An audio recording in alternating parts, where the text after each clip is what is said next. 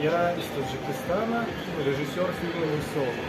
Короткометражный фильм вот сейчас будет показан в рамках фестиваля Казанского международного мусульманского кино. Я очень рад, что участвую на этом прекрасном фестивале.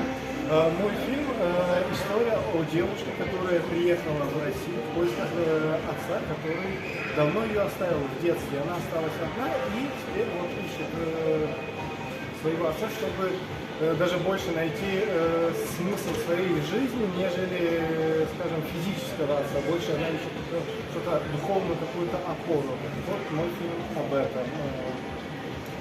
Фестиваль прекрасный. Вот мы вчера были уже на открытии. Организован фестиваль прекрасно.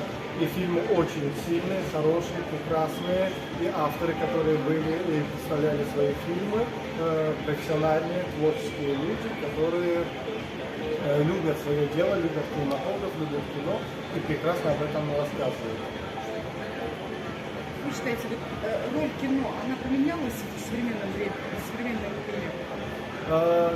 Да, к сожалению, поменялось в некотором, даже больше в коммерческую сторону, но мне кажется, кинематограф больше, чем какой-то, скажем, коммерческий продукт. Это мост между людьми, между культурами, и кинематограф, так как это визуальное искусство, нет преград, нет языкового барьера, можно смотреть визуальные образы, можно смотреть на фильм, на сюжет и понимать, почувствовать культуру другого народа, почувствовать жизнь, судьбы людей. И авторы тоже как раз имеют возможность передать миру то, что у них внутри, свой внутренний мир, поделиться вот этим со всеми. Так что это прекрасный вид искусства, прекрасная возможность соединять людей со всего мира. И фестивали, кинофестивали тоже как раз таки несут такую же миссию соединять, так сказать, сердца людей.